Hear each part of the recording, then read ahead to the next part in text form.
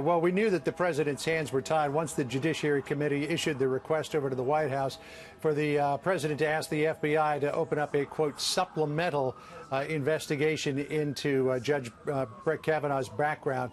The president didn't really have much choice. So that's when we got the statement from Press Secretary Sarah Huckabee Sanders, which said, "I've ordered the FBI to conduct a supplemental investigation to update Judge Kavanaugh's file. As the Senate has requested, this update must be limited in scope and completed in less than 1 week." And that's where the argument really is going to come down here. Limited in scope. How do you limit the scope? What will the scope be limited to? The request from the Judiciary Committee was for all current credible allegations to be investigated. Now, does that limited just to Christine Blasey Ford? Does that include Deborah Ramirez? Does that include Michael Avenatti's client?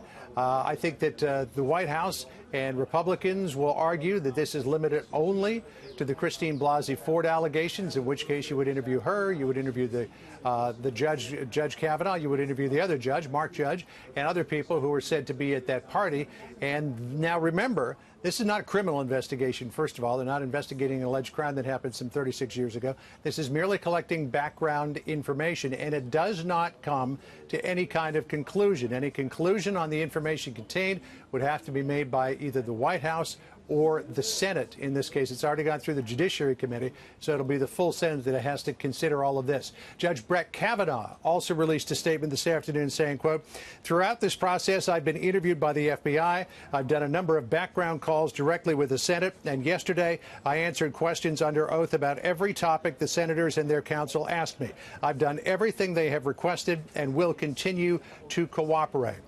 Geraldo said just a short time ago, this is war, and he's absolutely correct about this. After what has gone on with this nominee, it is now all-out war between Republicans and Democrats. I was talking to a prominent Republican political operative just a short time ago who told me, wait until the next seat in the Supreme Court comes up. And maybe it's Ruth Bader Ginsburg or somebody like that. And rather than following tradition of nominating a more liberal judge, the president may go for the hardest core conservative that he can find to fill that position. So, Geraldo, you're right. This is political war here in Washington. Thank you, John.